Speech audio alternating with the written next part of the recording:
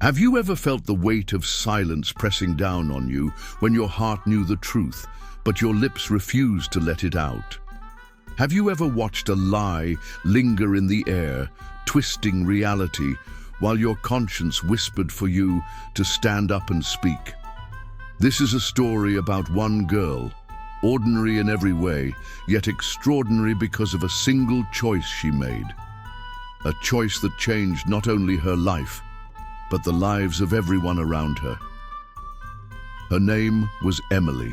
She lived in a small town in Ohio, the kind of town where everyone knew each other's names, where the grocery clerk remembered the kind of bread your mother liked, and where neighbors waved from their porches as you walked by. Life there seemed quiet, almost predictable. But even in the quietest towns, storms can brew where no one expects them. Emily was 16, at that in-between age where the world felt too big to control, but too small to ignore. She wasn't the kind of girl who stood out. She wasn't the star athlete, or the head of the student council, or the girl who sang solos at church. Emily was quiet, thoughtful, the kind of girl who sat in the back of the classroom and doodled in the margins of her notebook.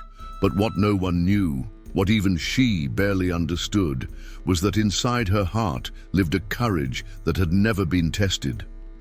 Not yet. The test came on an ordinary Tuesday morning, the kind of day where nothing seemed destined to happen.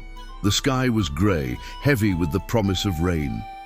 Students shuffled into the classroom, carrying backpacks stuffed with books they barely read, and conversations filled with the usual gossip, laughter, and secrets. Emily slipped into her desk by the window, her usual spot, her safe spot. Their teacher, Mr. Harrison, was a man everyone respected. He was tall, with streaks of grey in his hair, the kind of teacher who told stories about history that made the past come alive. But that day, something was different. His voice was heavy. His shoulders slumped, as though he carried a burden none of them could see. He wrote something on the board, but his chalk shook slightly.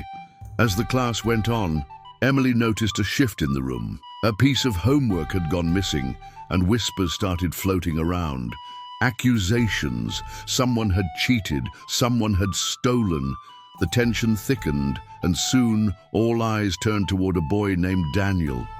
Daniel was the easy target. He was poor, quiet, often wearing the same hoodie day after day. His father worked night shifts, his mother cleaned houses, and the family barely scraped by. Some kids teased him for his worn-out shoes, for the way his stomach sometimes growled before lunch. He was an outsider, and in a room full of teenagers desperate to belong, an outsider was an easy sacrifice.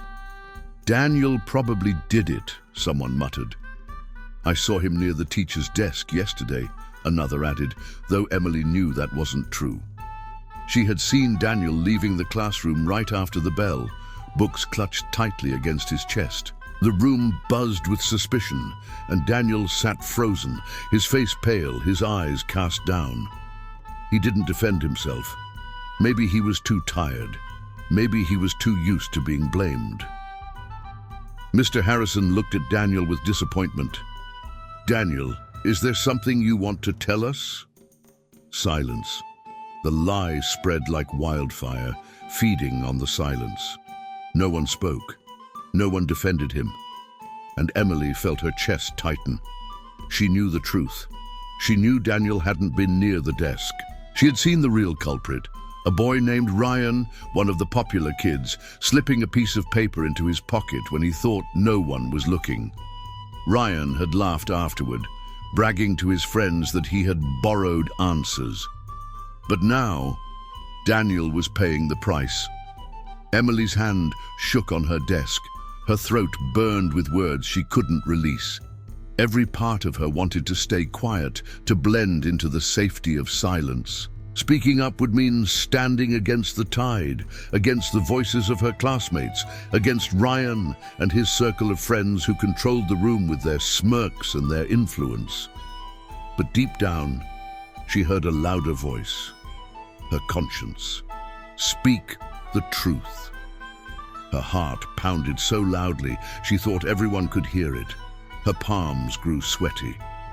She remembered her father's words one night at dinner when he had told her, "Emily, courage isn't about not being afraid. It's about doing the right thing even when you are." And so, in that moment, she did the unthinkable. She raised her hand. The classroom froze. Everyone turned to look at her, the quiet girl who never spoke. Mr. Harrison blinked in surprise.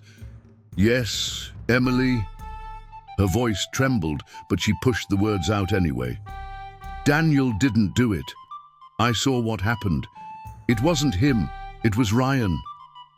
The room erupted. Gasps, whispers, disbelief. Ryan's face turned red. His friends exchanged nervous glances. Ryan tried to laugh it off, tried to twist the story. "She's lying. Why would I need to cheat?" But Emily didn't waver.